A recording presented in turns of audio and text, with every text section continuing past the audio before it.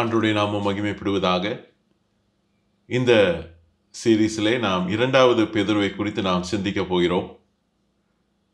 2வது பேதுரு எழுதினவர் யார் என்பதை முதல் வசனத்திலே நாம் நேரடியாக நாம் பார்க்கலாம். அப்போஸ்தலனாகிய சீமோன் பேதுரு எழுதுகிறதாவது என்கிற அந்த வசனம் மிக தெளிவாக காணப்படுகிறது. அவருடைய மரணத்தை குறித்தும் 13ஆம் வசனத்திலே அவர் எழுதக்கூடியவராயிருக்கிறார்.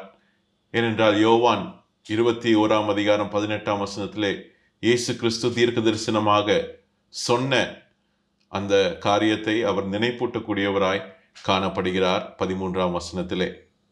இவ்வளவு தெளிவான காரியங்கள் இருந்தாலும் எக்ஸ்டர்னல் எவிடன்ஸ், வெளியரங்கமான தெளிவுகளை குறித்து நாம் சிந்திக்கும் பொழுது சில வேத பண்டிதர்கள் இது பேதுருவினால் எழுதப்பட்டது அல்ல என்று சொல்லி சில குழப்பங்களை கொண்டு வரக்கூடியவர்களாய் காணப்படுகிறார்கள். ஏனென்றால் சிலர் தவறாக தங்களுடைய பெயரை மாற்றி அப்போஸ்தலருடைய பெயரை தங்களுடைய நிருபங்களுக்கு இட்டால் பலரும் தங்களுடைய நிருபங்களை வாசிப்பார்கள் என்று சொல்லி பேதுருனுடைய பெயரிலும் பவுலுடைய பெயரிலும் சில நிருபங்களை எழுதி அந்த நாட்களிலே கள்ளத்தனமாக தங்களுடைய நிருபங்களை பிரபலமாக்க நினைக்க சில முற்பட்டார்கள் என்று நாம் பார்க்கிறோம். அதனால்தான் 2 தெசலோனிக்கேயர் 3ஆம் அதிகாரம் 17ஆம் வசனத்திலே நாம் பார்க்கும் பொழுது பவுல் எழுதும்போது, பவுலாகிய நான் என் கை எழுத்தாலே உங்களுக்கு வாழ்த்துகிறேன், நிருபங்கள் தோறும் இதுவே அடையாளம்.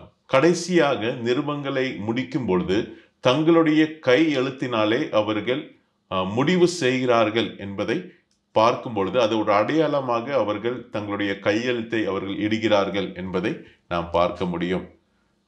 இங்கே நாம் தெளிவாக முதல் வசனத்திலே நாம் பார்க்கும்போது அப்போஸ்தலனாகிய பேதுரு எழுதக்கூடியவராய் இருக்கிறார் என்பதை we can analyze it by strong internal evidence.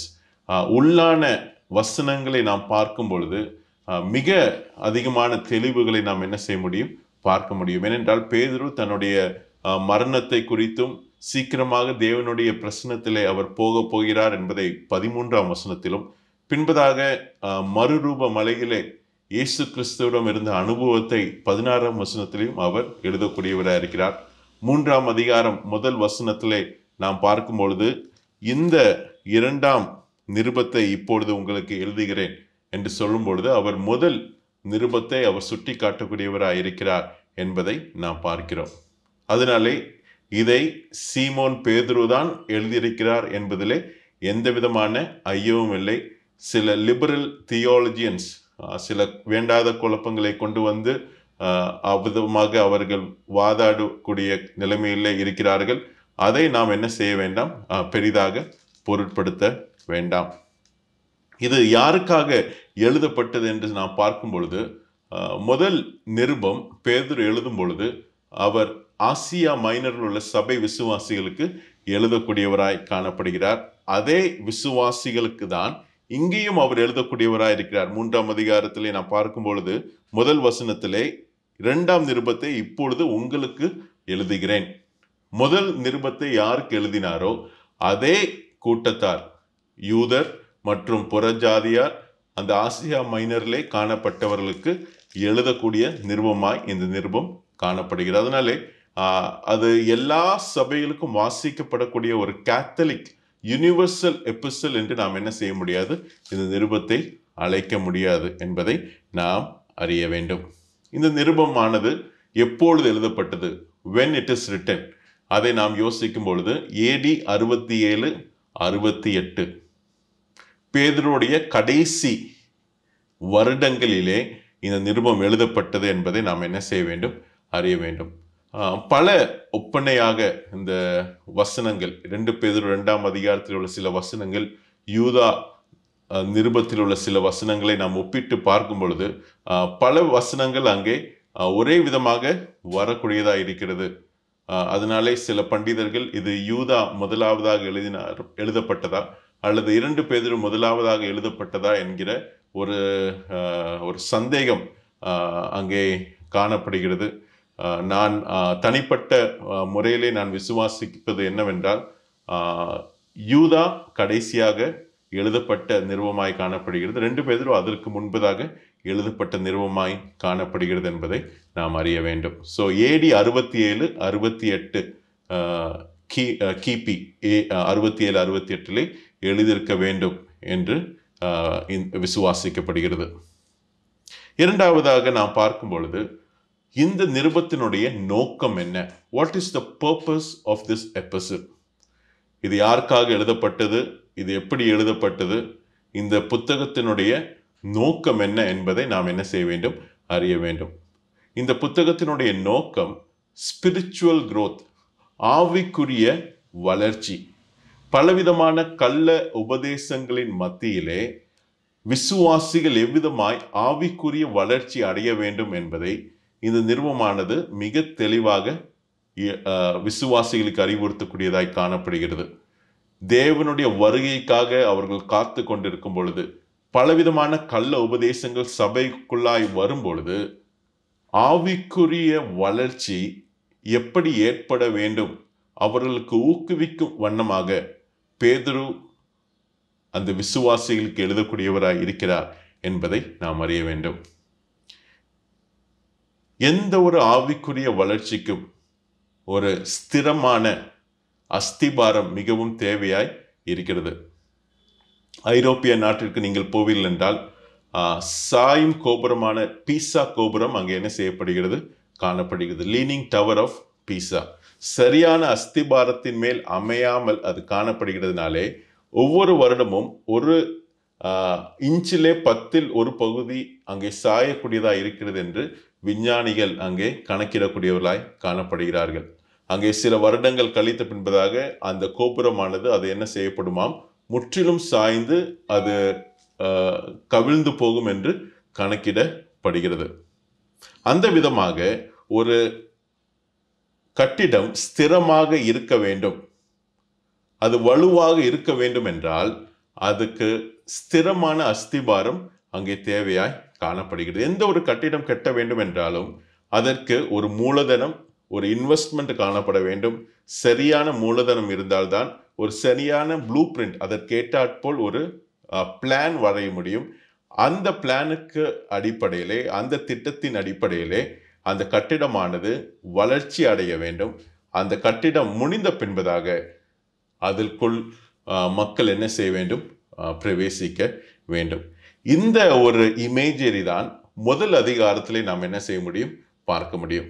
2 பேதுரு முதல் அதிகாரத்திலே இவ்விதமாக சரியான மூலதனம், ரைட் இன்வெஸ்ட்மெண்ட், ஆவிக்குரிய தன்மையிலே ஆண்டவர் நம்மை இட்ட முதலீடு என்ன, ப்ளூ பிரிண்ட் என்ன, அதனுடைய திட்ட அமைப்பு என்னதாய் காணப்படுகிறது. பின்பதாக மூன்றாவதாக அதனுடைய அந்த கட்டிடத்தினுடைய வளர்ச்சி, ஆவிக்குரிய வளர்ச்சி எவ்விதமாய் இருக்க வேண்டும். பின்பதாக அந்த காரியத்திலே எவ்விதமாய் விசுவாசிகள் அங்கே முன்னேறி செல்ல வேண்டும் என்பதை முதல் அதிகாரத்திலே முதல் 11 வசனங்களில் நாம் என்ன செய்ய முடியும்? பார்க்க முடியும். 1ஆம் வசனம் 2ஆம் வசனத்திலே நாம் பார்க்கும் பொழுது அது ஒரு இன்ட்ரடக்ஷனாக, முகவுரையாக, ஒரு வாழ்த்துறையாக இருக்கிறது என்பதை நாம் பார்க்க முடியும். அங்கே 2ஆம் வசனத்திலே நாம் பார்க்கிறோம், இயேசுவை, கர்த்தராகிய இயேசுவையும் அறிகிற அறிவினால் உங்களுக்கு கிருபையும் சமாதானமும் பெருக கடவுது என்று சொல்லி 3ஆம் வசனத்திலிருந்து அங்கே ஸ்திரமான அஸ்திபாரமாகிய அந்த விசுவாசத்தை குறித்து அங்கே சொல்லக்கூடியவராய் இருக்கிறார்.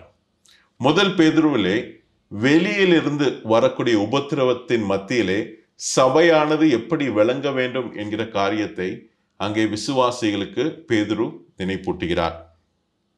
ஆனால் 2 பேதுருவிலே நாம் பார்க்கும் பொழுது அங்கே சபைக்குள்ளாக இருக்கக்கூடிய சில கள்ள போதகர்களினாலே வரக்கூடிய அபாயத்தை எவ்விதமாய் நேரிட வேண்டும் என்று பேதுரு அங்கே சொல்லக்கூடியவராக இருக்கிறார்.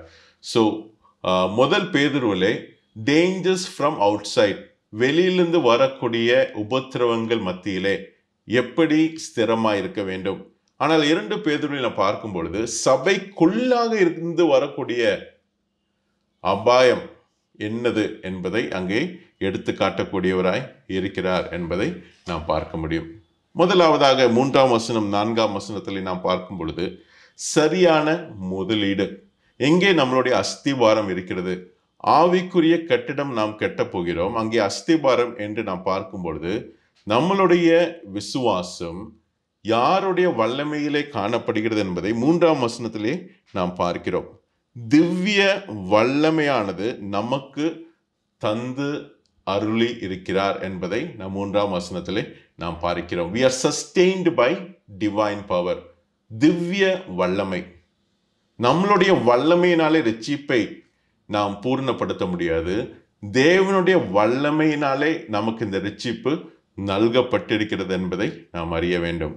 அடுத்ததாய் நாம் பார்க்கும் பொழுது 2வது காரணத்தை நாம் பார்க்கும் பொழுது 4வது வசனத்தில் நாம் பார்க்கிறோம், மகா மேன்மையும் அருமையுமான வாக்கு தத்தங்களும் அவைகளினாலே நமக்கு அளிக்கப்பட்டிருக்கிறது. திவ்ய வல்லமை நமக்கு அருளப்பட்டிருக்கிறது. மகா மேன்மையும் அருமையுமான வாக்கு தத்தங்கள் நமக்கு அளிக்கப்பட்டிருக்கிறது என்பதை நாம் அறிய வேண்டும். ஆண்டவர் நமக்கு பலவிதமான வாக்கு தத்தங்களை கொடுத்திருக்கிறார். அந்த வாக்கு தத்தங்களை நாம் விசுவாசித்து நடைமுறைப்படுத்தும் பொழுதுதான் அதை நாம் என்ன செய்ய முடியும்? அந்த ஆசீர்வாதங்களை நடைமுறைப்படுத்த முடியும். எவ்விதமாய் நமக்கு ஒரு செக் நமக்கு கொடுக்கிறார்களோ அந்த செக் வைப்பதனால எந்த விதமான பிரயோஜனம் இல்லை. அதை நாம் என்ன செய்ய வேண்டும்? அந்த செக்கை பேங்கில் செலுத்தி அதை பணமாக மாற்றிக்கொள்ளும் பொழுதுதான் அந்த பணத்தை நாம் செலவழித்து ஆசீர்வாதத்தை பெற்றுக்கொள்ள முடியும். அதே விதமாக ஆண்டவர் எல்லா விதமான வாக்கு தத்தங்களையும் அவர் தம்முடைய வேதத்திலே அங்கே நமக்கு அருள் இருக்கிறார். ஆனால் விசுவாசத்தின் மூலமாய் அதை நாம் நடைமுறைப்படுத்துவது நம்மளுடைய வேலையா இருக்கிறது என்பதை நாம் அறிய வேண்டும். அதனால 2 காரணங்கள், திவ்ய வல்லமை, மகா மேன்மையும் அருமையுமான வாக்கு தத்தங்கள். ஏன் இது மகா மேன்மை அருமையான வாக்கு தத்தங்கள்? இது ஆண்டவராகிய இயேசு கிறிஸ்துவானவர்னாலே கொடுக்கப்பட்ட வாக்கு தத்தங்கள். அவர் மகா மேன்மையானவர், அவர் அருமையானவர். அதனாலே அவருடைய வாக்கு தத்தங்களும் மகா மேன்மையும் அருமையுமாய் இருக்கிறது என்பதை நாம் அறிய வேண்டும். 5ஆம் வசனம், 6ஆம் வசனம், 7ஆம் வசனத்திலே அங்கே ஒரு ப்ளூ பிரிண்ட், ஒரு கட்டிடத்துக்கு எவ்விதமாய் ஒரு திட்டத்தை அமைக்கிறோமோ அவ்விதமான ஒரு ப்ளூ பிரிண்ட் அங்கே கொடுக்கப்பட்டிருக்கிறது. ஆண்டவர் அவருடைய வல்லமையை நமக்கு கொடுக்கக்கூடியவராக இருக்கிறார். ஆண்டவர் அவருடைய வாக்கு தத்தங்களை நமக்கு அருள் இருக்கிறார். ஆனால் நாம் செய்ய வேண்டிய சில காரியங்கள் காணப்படுகிறது. We should do our own part. தேவ பக்திக்கு யாவற்றையும் நமக்கு என்ன செய்திருக்கிறார்? அருள் இருக்கிறார் என்பதை 3ஆம் வசனத்திலே நாம் பார்க்கிறோம். ஆண்டவர் நம்மளை அழைத்திருக்கிறார். தம்முடைய மகிமையினாலும் காருண்யத்தினாலும் நம்மை அழைத்தவரை அறிகிற அறிவினாலே ஜீவனுக்கும் தேவ பக்திக்கும் வேண்டிய யாவற்றையும் நமக்கு என்ன செய்திருக்கிறார்? அருள் இருக்கிறார். ஆனாலும் நாம் செய்ய வேண்டிய காரியங்கள் இருக்கிறது. இதை நாம் நினைக்கும் பொழுது ரெண்டும் ஒரு பாரடாக்சிக்கல், ஒரு எதிர்மறையான கருத்துக்கள் இருக்கிறது என்று நாம் என்ன செய்யலாம்? நினைக்கலாம். ஆண்டவர் நமக்கு எல்லா விதமான வல்லமை தந்திருக்கிறாரே, நான் ஏன் இந்த காரியத்திலே என்னுடைய பங்கை செலுத்த வேண்டும்? எல்லாம் ஆண்டருடைய பங்கு என்று நாம் என்ன செய்ய முடியாது? ஒதுக்கிவிட முடியாது. அதனால தான் இறையிலே இவ்விதமாக சொல்கிறார்கள், cooperation between God and man. மனிதனுக்கும் தேவனுக்கும் ஒரு ஒத்துழைப்பு என்ன செய்ய வேண்டும்? இருக்க வேண்டும். நாம் தேவனுடைய அந்த நித்திய ஜீவனை பெற்றுக்கொள்ளும் பொழுது நாம் அவருக்குள் என்ன செய்யப்பட்டிருக்கிறோம்? ஐக்கியப்பட்டிருக்கிறோம். அதனாலே there must be a cooperation. அங்கே ஒரு ஒத்துழைப்பு அங்கே காணப்பட வேண்டும் என்பதை நாம் அறிய வேண்டும். அருமையானவர்களே, ஆவிக்குரிய வாழ்க்கை என்பது ஒரு யதார்த்தமாக ஒரு விபத்தாக நடைபெறக்கூடிய ஒரு காரியம் அல்ல. It is an intentional growth. அது ஒரு கணக்கிடப்பட்டு அது வேண்டும் என்கிற ஒரு ஆவலுடன் தொடங்கப்படக்கூடியதுதான் ஆவிக்குரிய வளர்ச்சி. ஏதோ தானாக எனக்கு வளர்ச்சி அடைய முடியும் என்கிற காரியம் ஒரு விசுவாசிக்கு ஏற்படாது என்பதை நாம் அறிய வேண்டும். அதனால்தான் 5ஆம் வசனத்திலே ஆண்டவர் நமக்கு வல்லமை கொடுத்திருக்கிறார், திவ்ய வல்லமை. ஆண்டவர் நமக்கு மகா மேன்மையும் அருமையுமான வாக்குத்தத்தங்களை கொடுத்திருக்கிறார். 5ஆம் வசனத்திலே நாம் பார்க்கிறோம், இப்படி இருக்க நீங்கள் அதிக ஜாக்கிரதை உள்ளவர்களாய் உங்கள் விசுவாசத்தோட தைரியத்தையும். ஆண்டவர் ஒரு நோக்கத்துக்காய் உங்களை அழைத்திருக்கிறார். அந்த நோக்கத்தை தைரியத்தோட நாம் என்ன செய்ய வேண்டும்? செயல்படுத்த வேண்டும். தைரியத்தோட ஞானம். தைரியம் மாத்திரம் நமக்கு போதாது, அங்கே தைரியத்தோட ஞானம். கிரேக்க வார்த்தையிலே நாம் பார்க்கும் பொழுது க்னோசிஸ், ஃபுல் நாலேஜ், ஒரு முழு அறிவை, ஒரு உண்மையான அறிவு, ஒரு கபடமான அறிவு அல்ல, உண்மையான அறிவோட ஞானம் நம்மை செலுத்த வேண்டியவர்களாக இருக்கிறோம். அந்த ஞானத்தோட இச்சை அடக்கம் காணப்பட வேண்டும். அங்கே இச்சை அடக்கம் என்று சொல்லும் பொழுது, it is a bridge that connects what we know and what we do. நாம் எதை அறிந்திருக்கிறோம், என்ன அறிவு இருக்கிறது என்பதையும், நாம் என்ன செய்கிறோம் என்பதையும், எது நம்மளை இணைக்கிறது என்றால் இந்த இச்சை அடக்கம் என்பதை நாம் அறிய வேண்டும். Self control is the bridge that connects what we know and what we do. நாம் பல காரியங்கள் நாம் அறிந்திருக்கிறோம், ஆனால் நம்மளுடைய செய்கையும் நாம் அறிந்திருக்கிற காரியம் இணைக்கக்கூடிய ஒரு பாலம் தான் இச்சை அடக்கமாக இருக்கிறது என்பதை நாம் அறிய வேண்டும். ஞானத்தோட இச்சை அடக்கம். ஒரு ஓட்ட பந்தயக்காரன் அங்கே ஓட்ட பந்தயத்தில் வெல்ல வேண்டும் என்றால் பலவிதமான காரியத்தை, அவனுடைய சரீரத்தை, அவனுடைய இச்சையை என்ன செய்ய வேண்டும்? அடக்கினாலே தான் அங்கே அந்த பரிசை பெற்றுக்கொள்ள முடியும். அடுத்ததாக நாம் பார்க்கும் பொழுது இந்த இச்சை அடக்கத்தோட பொறுமையும் நமக்கு இருக்க வேண்டும். பொறுமை என்று சொல்லும் பொழுது ஆங்கிலத்திலே பெர்சீவரன்ஸ். எந்த விதமான கஷ்டமான உபத்திரம் வந்தாலும் அதை தாங்கிக் கொள்ளக்கூடிய மனப்பான்மை, லாங் சஃபரிங், அந்த பொறுமை நம்மளுடைய வாழ்க்கையில இருக்க வேண்டும். அந்த பொறுமையோட தேவ பக்தி, காட் லைக்னஸ். நான் தேவனுடன் சரியான உறவு வைத்திருக்கும் பொழுது நான் மற்றவர்களுடன் சரியான உறவு வைத்துக் கொள்ள நான் முற்படுகிறேன். அதுதான் காட்லினஸ், காட் லைக்னஸ், தேவ பக்தி என்று தமிழிலே நாம் பார்க்கிறோம். தேவ பக்தியோட சகோதர சிநேகம். அந்த சிநேகம் அங்கே சகோதரர் மத்தியிலே அந்த சிநேகம் காணப்பட வேண்டும். அந்த சகோதர சிநேகம் கடைசியிலே தெய்வீக அன்புடன் அது கலக்க வேண்டும் என்பதை நாம் அறிய வேண்டும். அதனாலே ஒன்று இன்னொன்றுக்கு நேராக அது வழி நடத்தக்கூடியதாக இருக்கிறது என்பதை நாம் அறிய வேண்டும். தைரியம் ஞானத்துடன், ஞானம் இச்சையடக்கம், இச்சையடக்கம் பொறுமை தேவபக்தி, தேவபக்தி எதுக்கு நேராக வழி நடத்தக்கூடியதாக இருக்கிறது? சகோதர சிநேகத்து நேராக நடத்தக்கூடியதாக. இந்த சகோதர சிநேகம் நமக்கு இருக்கும் பொழுது தெய்வீக அன்பு, அந்த அகாப்பே அன்பு நமக்குள் ஊற்றப்படுகிறது என்பதை நாம் அறிந்து கொள்கிறோம். இந்த விதமாக ஆண்டவர் நமக்கு ஒரு விசுவாசத்தையும் அந்த ஒரு ப்ளூ பிரிண்ட், அந்த திட்டத்தையும் நமக்கு என்ன செய்திருக்கிறார்? கொடுத்திருக்கிறார். இப்பொழுது அந்த கட்டிடத்தை நாம் என்ன செய்ய வேண்டும்? அங்கே எழுப்பி கட்ட வேண்டும். அதுதான் 8ஆம் வசனத்திலே நாம் பார்க்கிறோம். அங்கே சகோதர சிநேகத்துடன் அன்பையும் கூட்டி வழங்குங்கள். 8ஆம் வசனம், இவைகள் உங்களுக்கு உண்டாயிருந்து பெருகினால். இதிலே நாம் என்ன செய்ய வேண்டும்? பெருக வேண்டும். அல்லாவிட்டால் நாம் கனியற்றவர்களாக, 8ஆம் வசனத்திலே பார்க்கிறோம், கனியற்றவர்களாக நாம் பாவத்திலே இருந்து குருடனான நிலைமை நமக்கு என்ன செய்யப்படும்? காணப்படும். அதனாலே இதிலே நாம் ஜாக்கிரதை உள்ளவர்களாக இடறி விழக்கூடாது என்று பேதுரு அங்கே நினைப்பூட்டக்கூடியவராய் இருக்கிறார்.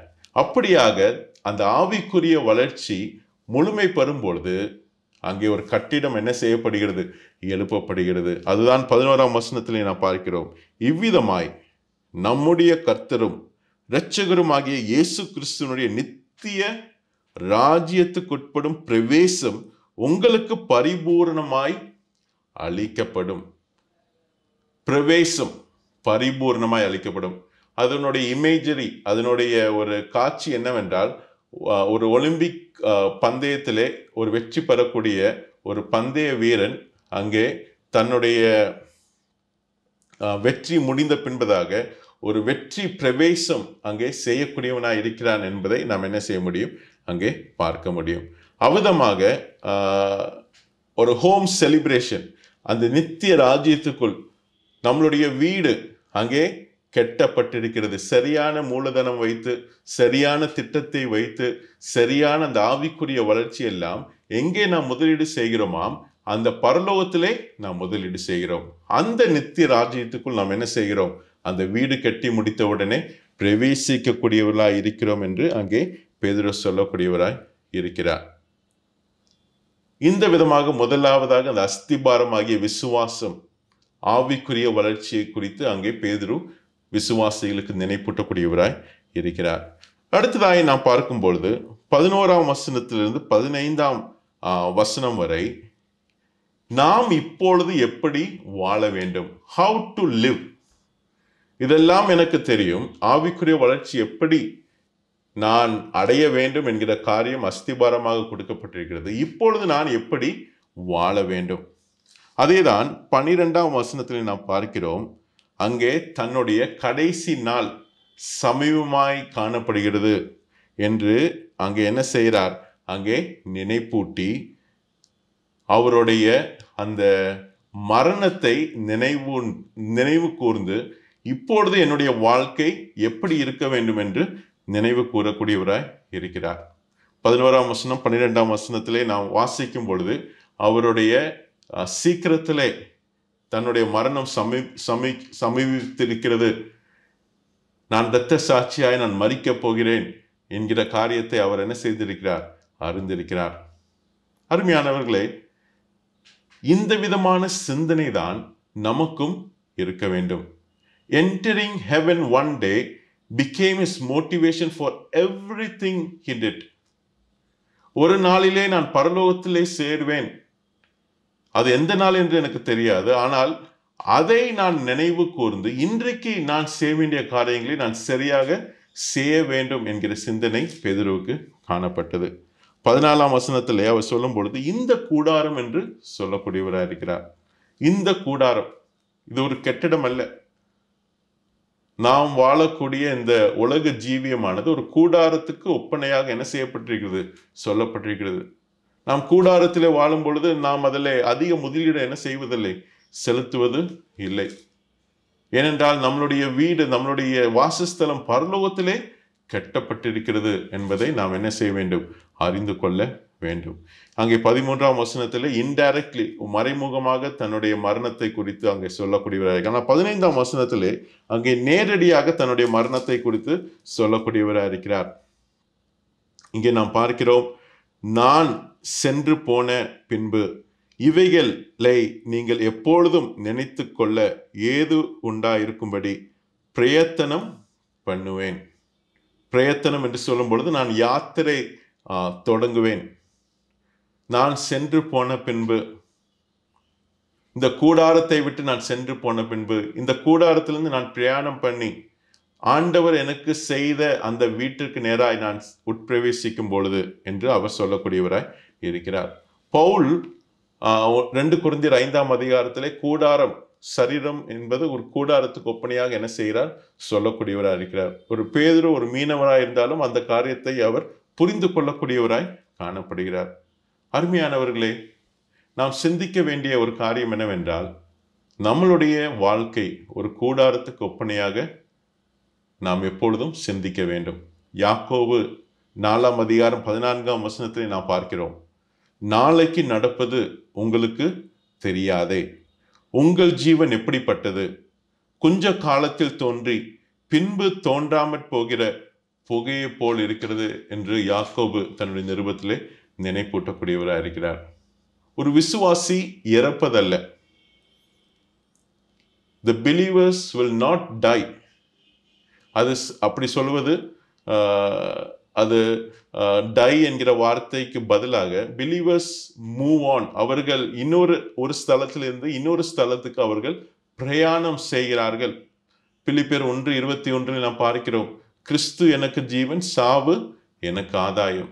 அதனால்தான் மத்தேயு 6ஆம் அதிகாரத்திலே இயேசு கிறிஸ்து மலை பிரசங்கத்திலே, பூமியிலே நீங்கள் பொக்கிஷத்தை சேர்த்து வைக்க வேண்டாம். இந்த கூடாரத்துக்கு நீங்கள் அதிகமான முக்கியத்துவத்தை கொடுத்து அதற்காக கவலைப்பட்டு அதற்கு அலங்காரம் செலுத்த வேண்டாம். ஏதாவது நீங்கள் முதலீடு செய்ய வேண்டும் என்றால் உங்கள் பொக்கிஷத்தை பரலோகத்திலே என்ன செய்யுங்கள்? சேர்த்து வையுங்கள். இந்த காரியத்தை இன்றைக்கே நாம் என்ன செய்யலாம்? பரலோகத்திலே போய் தான் நாம் வீடு கட்ட வேண்டும் என்று இன்றைக்கே நாம் பொக்கிஷத்தை பரலோகத்தில் நாம் என்ன செய்யலாம்? சேர்த்து வைக்கலாம். அருமையானவர்களே, நம்மளுடைய சிந்தனை இந்த நித்தியத்தின் பார்வையில இருக்கிறதா என்பதை நாம் அறிய வேண்டும்.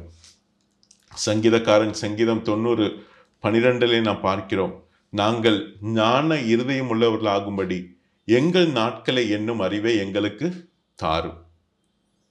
அருமையானவர்களே, இந்த சிந்தனை என்னுடைய நாட்கள் எண்ணப்பட்டிருக்கிறது என்கிற அந்த சிந்தனை இருக்கும் பொழுது இன்றைக்கு என்னுடைய வாழ்க்கை மாறக்கூடியதா இருக்கிறது என்பதை பேதுரு அங்கு நினைப்பூட்டக்கூடியவராய் இருக்கிறார். பின்பதாக இந்த காரியங்கள் எல்லாம் உண்மை என்பதை நான் எவ்விதமாய் அறிந்து கொள்ள முடியும்? How can I know? இதற்கு முன்பதாக நாம் பகுதியை நாம் சிந்தித்தோம். 12ஆம் வசனத்திலிருந்து 15ஆம் வசனம் வரை How can I live? எவ்விதமாய் வாழ வேண்டும்? அங்கே மரணத்தின் அடிப்படையிலே ஒரு நித்திய பார்வையுடன் நாம் வாழ்க்கை வாழ வேண்டும் என்கிற காரியத்தை பேதுரு நினைப்பூட்டுகிறார். இப்பொழுது அந்த சத்தியம் உண்மை என்பதை எவ்விதமாய் நான் அறிய முடியும்? How can I know? அதுதான் 16ஆம் வசனத்திலிருந்து 21ஆம் வசனம் வரை, முதல் அதிகாரத்திலே 16ஆம் வசனத்திலிருந்து 21ஆம் வசனம் வரை நாம் பார்க்க முடியும். 2 விதத்திலே தேவனை நாம் என்ன செய்ய முடியும்? அறிந்து கொள்ள முடியும்.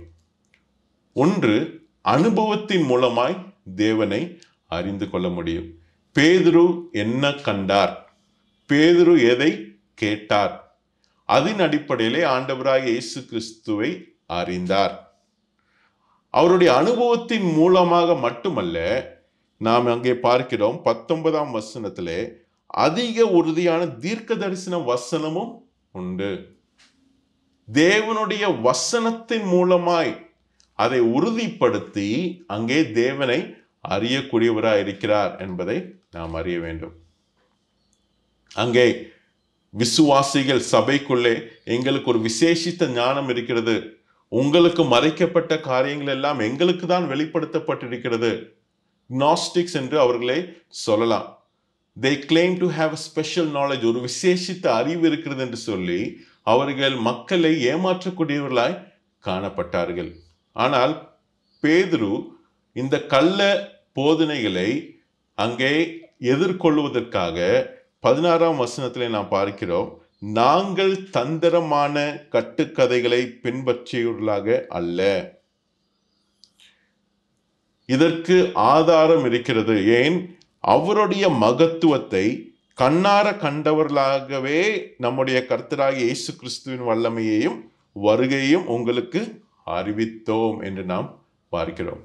இங்கே நாம் பார்க்கும் பொழுது அங்கே தன்னுடைய அனுபவத்தையும் அந்த அனுபவம் தேவ வசனத்துடன் ஒப்பிட்டு அவர் பார்க்கக்கூடியவராய் இருக்கிறார் என்பதை நாம் அறிய வேண்டும்.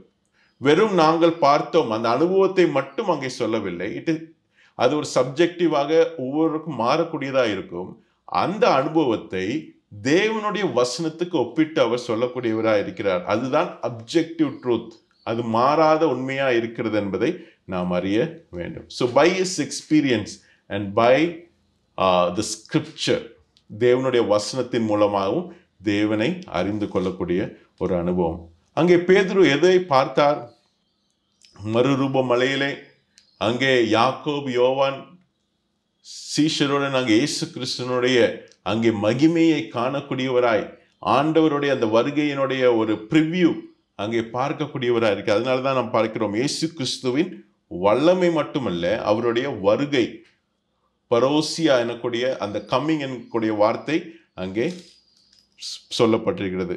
அங்கே பார்ப்பது மட்டுமல்ல, கண்ணார கண்டது மட்டுமல்ல, 17ஆம் வசனத்தில் நாம் பார்க்கிறோம், அங்கே ஒரு சத்தத்தை அவர் கேட்கக்கூடியவராய் காணப்படுகிறார். இவர் என்னுடைய நேசகுமாரன், இவரிடத்தில் பிரியமா இருக்கிறேன் என்கிற அந்த காரியத்தையும் அவர் கேட்கக்கூடியவராய் இருக்கிறார். இதுதான் அங்கே பேதுருடைய அனுபவமாய் காணப்பட்டது.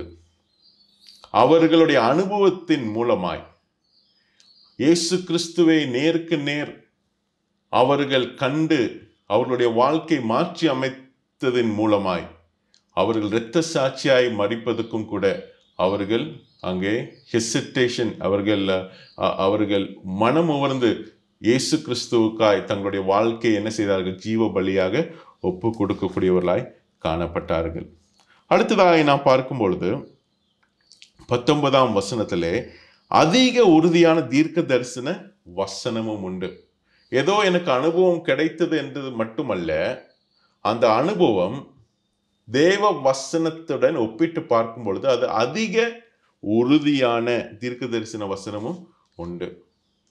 பலரும் நான் அந்த தீர்க்க தரிசனம் பார்த்தேன், இந்த சொப்பனத்தை பார்த்தேன் என்று ஒரு ஆள் மட்டும் என்ன செய்கிறார்கள், சொல்கிறார்கள். ஆனால் அந்த மறுரூப மலையிலே கண்ட காட்சி அங்கே 2-3 சீஷர்கள் சேர்ந்து என்ன செய்தார்கள், அனுபவித்த கூடியவர்களாய் காணப்பட்டார்கள். ஏதோ ஒரு தனிப்பட்ட ஒரு ஹாலுசினேஷன் அல்ல, அங்கே உண்மையாக நடந்த ஒரு காரியத்தை உறுதிப்படுத்தக்கூடிய காரியம்தான் இந்த வசனம். இது தேவனுடைய வசனம் என்பதை நாம் என்ன செய்கிறோம், உறுதிப்படுத்துகிறோம். அதுதான் 19ஆம் வசனத்தினுடைய முதல் பகுதி. அடுத்த பகுதியில் நாம் பார்க்கும் பொழுது இந்த வசனம் என்ன செய்கிறதாம், உங்கள் இருதயங்களில் உதிக்கும் அளவும் இருளுள்ள ஸ்தலத்தில் பிரகாசிக்கிற விளக்கை போன்ற அவ்வசனத்தை கவனித்திருப்பது நலமாயிருக்கும். தேவனுடைய வசனம் நம்மளுடைய பாதைக்கு தீபமாயிருக்கிறது. நம்மளுடைய பாதைக்கு, இருளான பாதைக்கு அது வெளிச்சத்தை கொடுக்கக்கூடியதா இருக்கிறது என்பதை நாம் அறிய வேண்டும். 20ஆம் வசனம் 21ஆம் வசனத்திலே தேவனுடைய வசனம் அங்கே எந்த விதமான பிழை இல்லாதது. ஏன்? அது சுய தோற்றத்தினாலே மனிதனாலே தோன்றக்கூடிய ஒரு வசனம் அல்ல. இதனுடைய மூலதனம், இதனுடைய ஆரிஜின், இதனுடைய சோர்ஸ், இதனுடைய ஸ்டார்டிங் பாயிண்ட், இதனுடைய ஆரம்பமே அது தேவன் மூலமா இந்த வசனம் நமக்கு என்ன செய்யப்பட்டிருக்கிறது, அருளப்பட்டிருக்கிறது என்பதை நாம் அறிய வேண்டும். அதுதான் 2 பேதுரு 1:21ஆம் வசனமும் 2 தீமோத்தேயு 3ஆம் அதிகாரம் 16ஆம் வசனத்தையும் நாம் என்ன செய்ய வேண்டும், மிகவும் தெளிவாக நாம் அறிந்திருக்க வேண்டும். இந்த 2 வசனங்களும் தேவ ஆவியினாலே, தேவனாலே இந்த வசனங்கள் முழுவதும் அருளப்பட்டிருக்கிறது. அந்த வசனங்கள் நமக்கு மிக தெளிவாக நமக்கு சொல்லக்கூடியதாய் இருக்கிறது. காட் பிரெத், தேவ ஆவியினாலே நமக்கு என்ன செய்யப்பட்டிருக்கிறது, அவருடைய சுவாசத்தினாலே நமக்கு அருளப்பட்டிருக்கிறது என்பதை 2 தீமோத்தேயு 3:16 நாம் பார்க்கிறோம். ஆனால் 21ஆம் வசனத்தில் நாம் பார்க்கிறோம், மனுஷருடைய சித்தத்தினாலே உண்டாகவில்லை, தேவனுடைய பரிசுத்த மனுஷர்கள் பரிசுத்த ஆவியினாலே ஏவப்பட்டு பேசினார்கள் என்று நாம் பார்க்கிறோம். எவ்விதமாய் ஒரு படகுலே அந்த ஒரு காற்றை இழுக்கக்கூடிய ஒரு பெரிய ஒரு அந்த செயில் அங்கே அட்டாச் செய்யப்படுமோ, காற்று எங்கே அடிக்குமோ அந்த செயலானது அந்த காற்றை வாங்கி அந்த திசையானது அந்த காற்று அடிக்கக்கூடிய திசையின் மூலமாய் அதை என்ன செய்யப்படுகிறது, தீர்மானிக்கப்படுகிறது. ஆண்டவர் அவருடைய வசனத்தை தேவ மனுஷர்கள் மூலமாய், பரிசுத்த மனுஷர்கள் மூலமாய் அங்கு எழுதக்கூடியவராய் இருக்கிறார் என்பதை நாம் அறிய வேண்டும். அருமையானவர்களே, தேவனுடைய வசனம் அதுதான் நமக்கு அடிப்படையா இருக்கிறது. நம்மளுடைய அனுபவம் அடிப்படை அல்ல. பல சபைகளிலே நான் இதை பார்த்தேன், இதை கேட்டேன், அதுதான் அவர்களுடைய அனுபவமாக என்ன செய்கிறார்கள், அவர்கள் ஆக்கிக் கொள்கிறார்கள். ஆனால் இந்த முதல் அதிகாரத்தில் நாம் பார்க்கும் பொழுது மிக அதிகமாக உறுதியான காரியம் என்னவென்றால், எது அது வசனமாய், தீர்க்க தரிசன வசனமாய் காணப்படுகிறது என்பதை நாம் அறிய வேண்டும். அருமையானவர்களே, நாம் தேவனுடைய போதனைகளை நாம் கற்றுக்கொள்ளும் பொழுது இந்த வசனம் தான் நமக்கு அஸ்திபாரமாக இருக்க வேண்டும். அதற்கு மேலாக அந்த வசனமானது நம்மளுடைய வாழ்க்கையை மாற்றி அமைக்கும் பொழுது நமக்கு ஆண்டவர் பலவிதமான அனுபவங்களை நமக்கு என்ன செய்கிறார், கொடுக்கக்கூடியவராக இருக்கிறார். அதனாலே ஆண்டவருடைய வசனமும் நம்மளுடைய அனுபவம் ரெண்டும் சேரும் பொழுது அது ஒரு மிகப்பெரிய ஒரு சக்தியாக அது மாறக்கூடியதாக இருக்கிறது என்பதை நாம் அறிய வேண்டும். அதனாலே எவ்வளவு தூரம் நம் வசனத்தின் மேல் தியானிக்கிறோமோ, பட்டாம்பூச்சி போல ஒரு சபையிலிருந்து இன்னொரு சபைக்கு தாவி தாவக்கூடிய ஒரு பட்டாம்பூச்சி போல அல்ல. Don't be like butterflies but like bees. ஒரு தேனீ போல, ஒரு பூவில் உள்ள அந்த தேனை முழுவதுமாய் அங்கே உறிஞ்சி எடுக்கிற வண்ணமாக தேவனுடைய வசனத்தை நாம் தியானித்து அந்த சத்தியங்களை முழுவதுமாய் நாம் என்ன செய்ய வேண்டும், எடுத்துக்கொள்ள வேண்டும். எப்படி வாழ வேண்டும்? விசுவாசம் எனக்கூடிய அந்த அஸ்திபாரமாகிய அந்த ஆவிக்குரிய வளர்ச்சியின் அடிப்படையிலே நாம் வாழ வேண்டும். மரணத்தின் அந்த சிந்தனையோட இந்த ஒரு நித்திய பார்வையுடன் நாம் வாழ வேண்டும். அடுத்த ஒரு கேள்வி பேதுரு கேட்கக்கூடியவராக இருக்கிறார். எப்படி நான் அறிந்து கொள்ள முடியும்? அனுபவத்தினாலே அறிந்து கொள்ள முடியும். ஆனால் அதற்கு மேலாக அதிக உறுதியான வசனம் நமக்கு உண்டு என்று பேதுரு சொல்லக்கூடியவராய் இருக்கிறார். இந்த காரியம் ஆவிக்குரிய வளர்ச்சிக்கு ஒரு அஸ்திபாரமாய் அங்கே பேதுரு முதல் அதிகாரத்திலே இந்த 3 கேள்விகளுக்கு பதில் கொடுக்கக்கூடியவராய் இருக்கிறார். இப்பொழுது 2ஆம் அதிகாரத்திலே சபைக்கு உள்ளாக இருக்கக்கூடிய பல கள்ள போதனைகளுக்கு எதிராகவும் கள்ள போதகர்களுக்கு எதிராகவும் அங்கே சொல்லக்கூடிய சில வசனங்கள் தான் இந்த 2ஆம் அதிகாரத்திலே நாம் பார்க்கிறோம். பலவிதமான கள்ள போதகர்கள் தாங்கள் உண்மையாக போதிக்கிறோம் என்று சொல்லி தவறான போதனைகளை என்ன செய்கிறார்கள்? போதிக்கக்கூடியவர்களாக இருக்கிறார்கள். அவர்களை நீங்கள் கண்டறித்து அவர்களை வேறுபடுத்த வேண்டும் என்று பேதுரு சொல்லக்கூடியவராக இருக்கிறார். இந்த கள்ள போதர்களுடைய 6 தன்மைகளை இந்த 2ஆம் அதிகாரத்திலே நாம் என்ன செய்ய முடியும்? பார்க்க முடியும். முதல் வசனத்தை நாம் பார்க்கலாம். கள்ள போதர்களுடைய 6 குணாதிசயங்கள். முதல் குணாதிசயம் என்னவென்றால், இந்த கள்ள தீர்க்கதரிசிகளும் ஜனங்களுக்குள்ளே என்ன செய்தார்கள்? இருந்தார்கள். விசுவாசிகளுக்குள்ளே இந்த கள்ள தீர்க்கதரிசிகள் இருக்கிறார்கள். அப்படியே உங்களுக்குள்ளும் கள்ள போதகர்கள் இருப்பார்கள் என்று நாம் பார்க்கிறோம். எங்கெல்லாம் சரியான உபதேசம் இருக்கிறதோ, எங்கெல்லாம் சரியான போதனை இருக்கிறதோ, அதே விதமாக எதிர்ப்புறமாக கள்ள உபதேசங்களும் சபைக்குள்ளாக என்ன செய்கிறது? வரக்கூடியதா இருக்கிறது. நியூட்டன்ஸ் 3rd law நமக்கு எல்லாருக்கும் தெரியும். Every action brings an equal opposite reaction. அதே போல நாம் தேவனுடைய வசனத்தை சரியாக போதிக்கும் பொழுது அதே சமயத்திலே சபைக்குள்ளே இருந்த கள்ள உபதேசங்களும் வர கூடும் என்பதை நாம் என்ன செய்ய வேண்டும்? மறந்துவிடக் கூடாது. இந்த கள்ள தீர்க்கதரிசிகள் நமக்குள்ளே என்ன செய்கிறார்கள்? இருக்கக்கூடியவர்களாக இருக்கிறார்கள். நமக்கு அருகிலே இருக்கக்கூடியவர்களாக இருக்கிறார்கள் என்பதை நாம் எச்சரிக்கையுடன் பார்க்கக்கூடிய ஒரு காரியமாக இருக்கிறது. அடுத்ததாய் நாம் பார்க்கும் பொழுது அவர்கள் சத்தியத்தை திரித்து போதிக்கக்கூடியவர்களாய் காணப்படுகிறார். they distort truth. 1ஆம் வசனத்திலே நாம் பார்க்கிறோம், அவர்கள் கேட்டுக்கேதுவான வேத பொருட்டுகளை தந்திரமாய் நுழைய பண்ணி தங்களை கிரயத்துக்கு கொண்ட ஆண்டவரை மறுதலித்து தங்களுக்கு தீவிரமான அழிவை வருவித்துக் கொள்கிறார்கள். அங்கே சத்தியத்தை வேறு விதமாக திரித்து அவர்கள் பேசக்கூடியவர்களாய் காணப்படுகிறார்கள். ஒரு கள்ள போதகன் யார்? தான் என்ன விசுவாசிக்க வேண்டும் என்கிற காரியத்தை அவனுடைய இஷ்டத்துக்கு கேட்டாற்போல் மற்றவர்களும் விசுவாசிக்க வேண்டும் என்று அவன் என்ன செய்கிறான்? விரும்புகிறான். இது எனக்கு பிடித்திருக்கிறது, அதனாலே மற்றவர்களும் அதை விசுவாசிக்க வேண்டும் என்று விரும்புகிறார். ஆனால் ஆண்டவர் என்ன சொல்கிறார் என்பதை அவர்கள் என்ன செய்வதில்லை? எண்ணுவது இல்லை. அருமையானவர்களே, எல்லா மனிதர்களும் ஏதோ ஒரு காரியத்தை ஆராதிக்க வேண்டும் என்று விரும்பி அவர்களுடைய வாழ்க்கை என்ன செய்கிறார்கள்? முன்னேறி செல்கிறார்கள். ஆண்டவரை நம்பாதவர்கள் கூட ஏதோ ஒரு காரியத்தை என்ன செய்கிறார்கள்? தங்களுடைய அறிவியலையோ தங்களுடைய அறிவையோ தங்களுடைய ஞானத்தையோ அவர்கள் ஆராதிக்கக்கூடியவர்களாய் காணப்படுகிறது. அதே விதமாக இந்த கள்ள தீர்க்கதரிசிகளும் தேவனுக்கு அப்பாற்பட்டு சில காரியங்களை முக்கியத்துவம் செலுத்தி அவர்கள் அந்த காரியத்துக்கு தேவன் அற்ற காரியத்துக்கு முக்கியத்துவம் கொடுத்து கள்ள உபதேசத்தை போதிக்கக்கூடியவர்களாய் காணப்படுகிறார்கள். அந்த விதமாக போதிக்கும் பொழுது அவர்கள் கிறிஸ்துவை மறுதலிக்கக்கூடியவர்களாய் காணப்படுகிறார்கள்.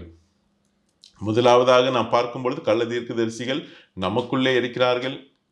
அவர்கள் சத்தியத்தை புரட்டி போடுகிறார்கள். மூன்றாவதாக கிறிஸ்துவை மறுதலிக்கக்கூடியவர்களாய் இருக்கிறார்கள். அதான் 1ஆம் வசனத்திலே பார்க்கிறோம், ஆண்டவரை மறுதலித்து. ஒரு நபரிடம் நீங்கள் கேளுங்கள், இயேசு கிறிஸ்து யார்? அப்பொழுது அவர் சொல்லுவார், இயேசு கிறிஸ்து இவர் இப்படிப்பட்டவர் அப்படிப்பட்டவர். அப்போ அந்த காரியத்திலிருந்து நாம் இவர் சரியான உபதேசம் உடையவரா இருக்கிறாரா அல்லது தவறாக உபதேசம் உடையவரா இருக்கிறாரா என்பதை நாம் என்ன செய்யலாம்? அறிந்து கொள்ள முடியும். சிலர் ஆண்டவருடைய அந்த மாம்சமாகி அவர் தேவனாய் இருந்தவர் மனிதனாய் அவர் இந்த பூமிக்கு வந்தார் என்பதை என்ன செய்கிறார்கள்? சிலர் நிராகரிக்கக்கூடியவர்களாய் காணப்படுகிறார்கள். இவர் மூலமாய் மட்டும்தான் ரட்சிப்பு என்கிற காரியத்தை நிராகரிக்கக்கூடியவர்களாய் காணப்படுகிறார்கள்.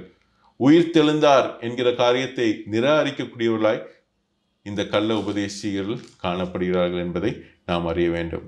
அடுத்ததாக நாம் பார்க்கும் பொழுது இங்கே 2வது வசனத்திலே நாம் பார்க்கும் பொழுது அவர்களுடைய கெட்ட நடக்கைகளை அநேகர் என்ன செய்வார்கள்?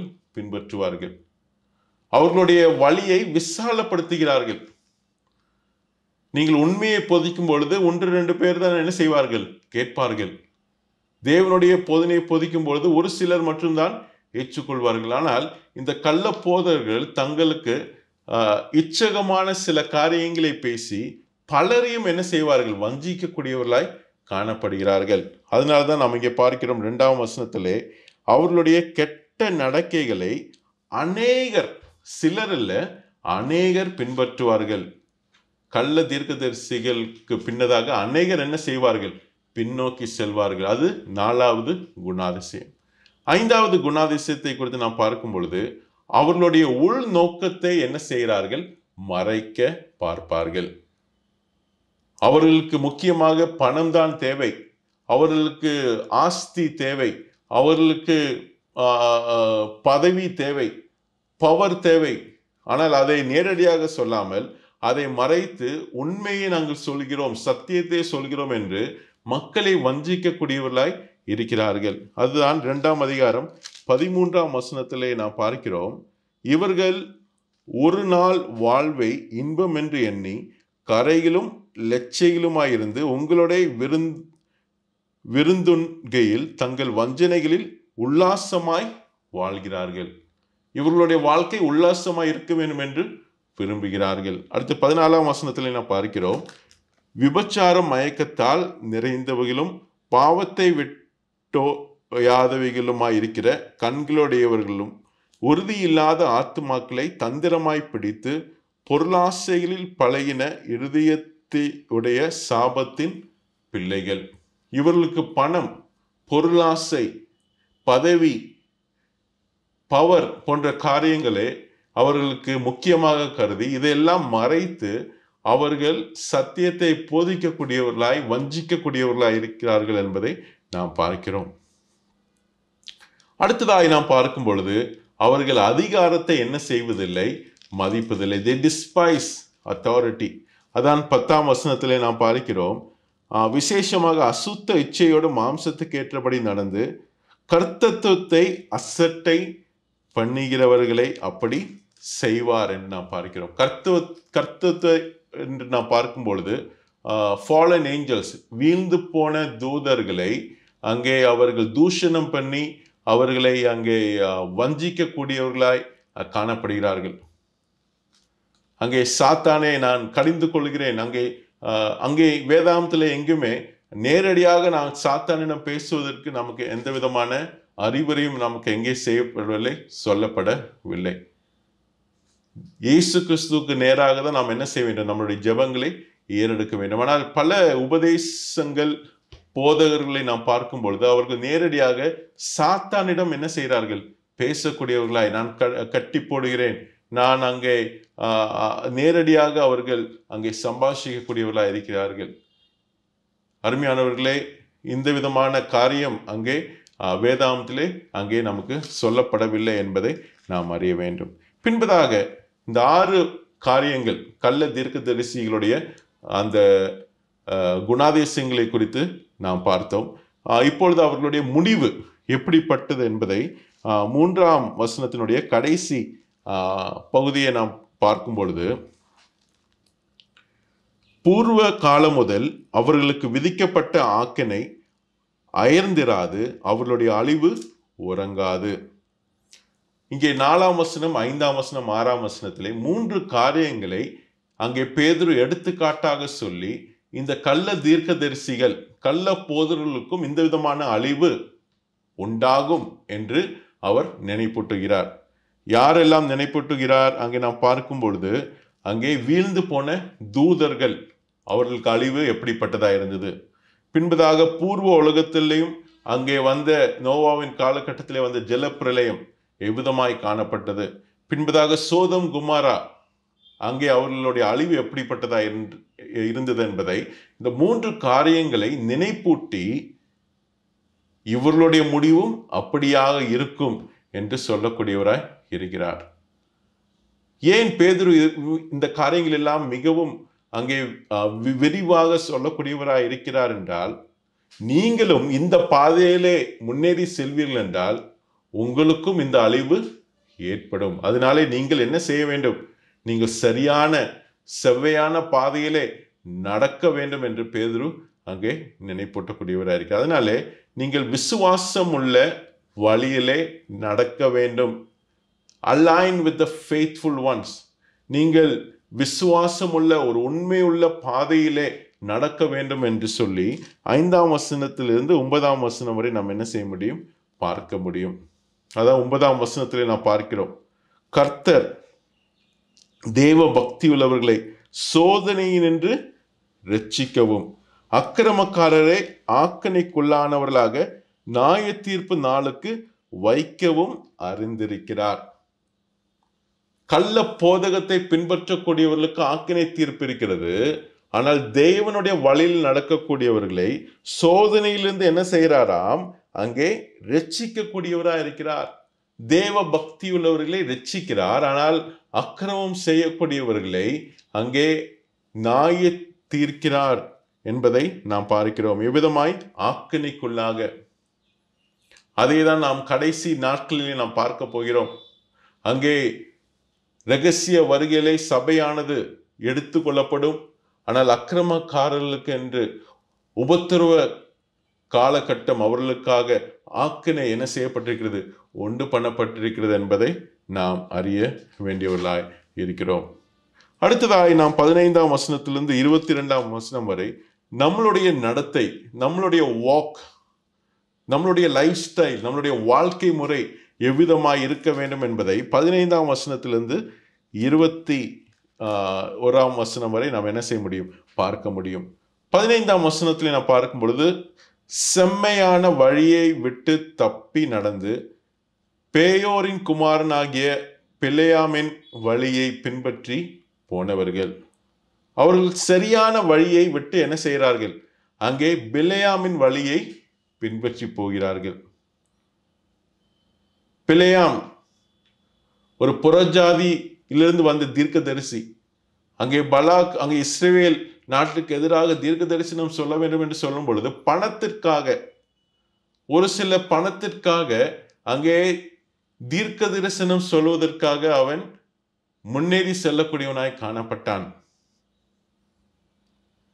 அருமையானவர்களே, இதே போல நம்மளுடைய சுபாவம் இவ்விதமாக வழி தப்பக்கூடிய நிலைமை, இருதயம் நமக்கும் பல சமயங்களிலே வரக்கூடும். கள்ள தீர்க்க தரிசனங்களுக்கு நேராக, கள்ள போதனைகளுக்கு நேராக நம்மளுடைய இருதயம் சாய கூடும். 21ஆம் வசனத்தில் நாம் பார்க்கிறோம், அவர்கள் நீதியின் மார்க்கத்தை அறிந்த பின்பு தங்களுக்கு ஒப்புவிக்கப்பட்ட பரிசுத்த கற்பனையை விட்டு விலகுவதை பார்க்கிலும் அதை அறியாதிருந்தார்களானால் அவர்களுக்கு நலமாய் இருக்கும் என்று நாம் பார்க்கிறோம். 17ஆம் வசனத்திலே நாம் பார்க்கும் பொழுது, இவர்கள் தண்ணீர் இல்லாத கிணறுகளும் சுழல் காற்றினாலே அடியொன்றுகிற மேகங்களுமாய் இருக்கிறார்கள். என்றென்றைக்கும் உள்ள காரிருளே இவர்களுக்கு வைக்கப்பட்டிருக்கிறது. இவங்க பேசுறதை பார்த்தால் மிகவும் அழகாக, நல்ல மொழி நடையுடன், நல்ல காரியங்களை பேசக்கூடியவர்களாய், இழுக்கக்கூடியவர்களாய் காணப்படுகிறார். ஆனால் அவர்களுடைய வாழ்க்கை மற்றவர்களை என்ன செய்யாது? திருப்திப்படுத்தாது. அதனால்தான் அங்கே பார்க்கிறோம், தண்ணீர் இல்லாத கிணறுகள், காரில் சூழ்ந்த ஒரு மேகங்கள் போன்றவைகளாய் காணப்படுகிறது. இவர்கள் என்று சொல்லும் பொழுது அங்கே மூன்றாவது நபராக என்ன செய்யப்படுகிறார்கள்? பிரிக்கப்படுகிறார்கள். ஒரு சபைக்குள் இந்த விதமான பிரிவினை இருக்கக்கூடாது. அப்படி பிரிவினை இருந்தால் அது ஆரோக்கியம் இல்லாத ஒரு பிரிவினை. ஆனால் இவர்கள் என்று சொல்லி அங்கே பேதுரு சபையிலிருந்து இவர்களை மூன்றாவது நபர்களாக, இவர்கள் இருக்கிறார்கள், இவர்களுக்கு நீங்கள் இருக்கிறீர்கள் என்று சொல்லவில்லை, இருக்கிறார்கள் என்று மூன்றாவது நிலையிலே அங்கே சொல்லக்கூடிய ஒரு கூட்டம் தான் இந்த கள்ள போதனையை பின்பற்றக்கூடியவர்கள், உபதேசம் செய்யக்கூடியவர்களாய் காணப்படுகிறார்கள் என்பதை நாம் அறிய வேண்டும். அருமையானவர்களே, இதே விதமாக நம்மளுடைய சபைகளிலும் கூட யாராவது கள்ள உபதேசம் செய்யக்கூடியவர்கள் இருந்தால் அவர்களை நாம் என்ன செய்ய வேண்டும்? பிரித்து பார்க்க வேண்டும். அவர்களை நாம் சபை ஐக்கியத்தில் இருக்க விடக்கூடாது என்பதை நாம் அறிய வேண்டும். ஏனென்றால் அவர்கள் தண்ணீர் இல்லாத கிணறுகள். ஆனால் அவர்களுடைய பேச்சினாலே மற்றவர்களை கவரக்கூடியவர்களாய் காணப்படுகிறார்கள். அதான் 18ஆம் வசனத்தில் நாம் பார்க்கிறோம், வஞ்சகமாய் நடக்கிறவர்களிடத்திலிருந்து அரிதாய் தப்பினவர்களிடத்தில் இவர்கள் அகந்தையான வீண் வார்த்தைகளை பேசி மாம்ச இச்சைகளினாலும் காம விகாரங்களினாலும் அவர்களை தந்திரமாய் என்ன செய்கிறார்கள்? பிடிக்கிறார்கள். இன்றைக்கும் கூட ஒருவர் எவ்விதமாய் பேசுகிறார், அவருடைய மொழி நடை எப்படியா இருக்கிறது, அவருடைய கரிஸ்மா, அவர் பார்ப்பதற்கு எப்படி ஃபேஷனாக இருக்கிறாரா, அவருடைய அடுக்குமொழி எப்படியா இருக்கிறது என்று சொல்லி பலரும் அதிலே கவரப்படக்கூடியவர்களா இருக்கிறார்களே தவிர, அவர் என்ன சொல்கிறார், அதிலே ஏதாவது அர்த்தம் இருக்கிறதா என்பதை ஆராயாமல் என்ன செய்கிறார்கள்? போகக்கூடியவர்களாய் இருக்கிறார்கள். அருமையானவர்களே, அந்த காரியத்திலே நாம் என்ன செய்ய வேண்டும்? மிகவும் கவனம் உள்ளவர்களாய் நடக்க வேண்டும். இவர்கள் சுயாதீனம் என்று சொல்லி பலவிதமான காரியங்கள் செய்து அடிமைப்பட்டவர்களாய் இருக்கிறார்கள் என்பதை நாம் அங்கே 19ஆம் வசனத்தில் நாம் பார்க்கிறோம். தாங்களே கேட்டுக்கு அடிமைகளாய் இருந்தும் அவர்களுக்கு சுயாதீனத்தை வாக்குத்தத்தம் பண்ணுகிறார்கள். பொய்யான ஒரு சுதந்திரம், எல்லாம் செய்யலாம் என்று சொல்லி அங்கே பாவத்துக்கு அடிமைகளாக என்ன செய்கிறார்கள்? இருக்கிறார்கள். தேவனே இல்லாமல் தங்களுடைய வாழ்க்கையை நலமாக வாழ வேண்டும். அதான் 19ஆம் வசனத்தில் நாம் பார்க்கிறோம், எதனால் ஒருவன் ஜெயிக்கப்பட்டிருக்கிறானோ அதற்கு அவன் அடிமைப்பட்டிருக்கிறானே. ஆண்டவரை இல்லாமல், ஆண்டவர் மேல் விசுவாசம் வைக்காத எந்த ஒரு மாற்றமும் அது ஒரு மேலான ஒரு மாற்றமாய் இருக்கிறது, ஒரு மேலோட்டமான மாற்றமாய் இருக்கிறது. உள்ளான மாற்றம் இல்லாமல் வெறும் மேலான மாற்றம் நமக்கு இருந்தால் அது நம்மளை ஆவிக்குரிய அடிமைத்தனத்துக்கு நேராக நம்மளை செலுத்தக்கூடியதாக இருக்கிறது என்பதை அறிய வேண்டும். பல சமயங்களிலே மேலோட்டமான ஒரு மாற்றத்தை தான் அங்கே சபை விரும்பக்கூடிய பல சபைகளை நாம் என்ன செய்ய முடியும்? பார்க்க முடியும். ஆனால் ஆண்டவர் விரும்பக்கூடிய காரியம் மேலோட்டமான ஒரு மாற்றம் அல்ல, உள்ளான மாற்றம். உள்ளே இருந்து வெளியே என்ன செய்ய வேண்டும்? மாற்றம் அடைய வேண்டுமே தவிர வெளியே இருந்து மாற்றி உள்ளே மாற்றப்படாமல் இருந்தால் அங்கே நாம் நம்மளை நாமே வஞ்சித்து மற்றவர்களையும் வஞ்சிக்கக்கூடியவர்களாக இருக்கிறோம் என்பதை நாம் அறிய வேண்டும்.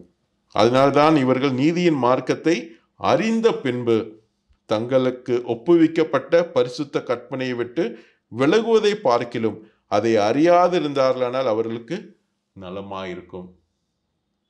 பேதுரு அவர் எழுதும்போது யூதாஸ் காரியத்தை அவர் மனதிலே வைத்திருந்திருக்கலாம். பேதுரு உண்மையாக மனம் திரும்பி சரியான வழியிலே வரக்கூடியவராய் காணப்பட்டார். ஆனால் யூதாஸ் எல்லா காரியத்தை அறிந்திருந்தவங்க கூட அவருடைய முடிவு அழிவுக்கு நேராய் போகக்கூடியதாய் காணப்பட்டது என்பதை நாம் அறிய வேண்டும். அங்கே நாம் பார்க்கும் பொழுது நாய் தான் கக்கினதை தின்னவும். அந்த காலகட்டத்திலே நாய் நம்மளை போல வீட்டில் வளர்ப்பு நாயாக இருந்ததில்லை. மற்ற விலங்குகளை பட்சிக்கிறக்கூடிய காரியமாக நாய் காணப்பட்டது. அதே விதமாக பன்றிகளும் ஒரு அசுத்தமான ஒரு விலங்காய் காணப்பட்டது. கழுவப்பட்ட பன்றி சேற்றிலே பொருளவும் திரும்பினது என்று சொல்லப்பட்ட மெய்யான பழமொழியின்படி அவர்களுக்கும் சம்பவிற்று என்று நாம் பார்க்கிறோம். அருமையானவர்களை, நாம் 3 கேள்விகளை நாம் என்ன செய்ய வேண்டும்? கேட்க வேண்டும். ஒரு நபரிடம் ஒரு உண்மையான ஆவியின் கனி இருக்கிறதா? அவருடைய சுபாவம் எப்படி இருக்கிறது என்பதை நாம் அறிந்து கொள்ள வேண்டும். இயேசு கிறிஸ்துவை பற்றியும் தேவனை பற்றியும் அவர்களுடைய அறிவு என்னவா இருக்கிறது என்பதை நாம் சிந்தித்து பார்க்க வேண்டும். அவர்கள் உண்மையாக விசுவாசத்தையும் போதனையும் போதிக்கிறார்களா அல்லது ஒரு புதுமையான போதனையை போதிக்கிறார்களா என்பதை நாம் என்ன செய்ய வேண்டும்? கண்டறிய வேண்டும். அவர்கள் போதிக்கிறதன் மூலமாய் மக்களுடைய வாழ்க்கை மாற்றப்படுகிறதா அல்லது மக்களுடைய வாழ்க்கை இன்னும் உலக பிரகாரமாக தான் போகிறதா என்பதை நாம் என்ன செய்ய வேண்டும்? சிந்தித்து பார்க்க வேண்டும். You can tell people how they walk. அவர்களுடைய நடக்கையை வைத்து இவர்கள் இப்படிப்பட்டவர்கள் என்பதை நாம் என்ன செய்ய வேண்டும்? அறிந்து கொள்ள முடியும். அப்படி அறிந்து கொள்ளும் பொழுது இவர்கள் சரியாக போதனை போதிக்கக்கூடியவர்களா அல்லது கள்ள போதனை போதிக்கக்கூடியவர்களா என்பதை நாம் அறிந்து, இவர்கள் சபைக்குள்ளும் இருக்கிறார்கள், உங்களுக்குள்ளும் இருக்கிறார்கள் என்கிற இந்த எச்சரிக்கை பேதுரு அங்கே சொல்லக்கூடியவராய் இந்த 2ஆம் அதிகாரத்திலே முக்கியத்துவம் கொடுக்கக்கூடியவராய் இருக்கிறார். 3வது அதிகாரத்தை நாம் அடுத்த வகுப்பிலே நாம் சிந்திப்போம். ஆண்டவருடைய வருகை எவ்விதமாய் இருக்கும், அதன் அடிப்படையில் விசுவாசியினுடைய வாழ்க்கை எவ்விதமாய் அமைய வேண்டும் என்பதை நாம் அடுத்த வகுப்பிலே சிந்திக்கலாம்.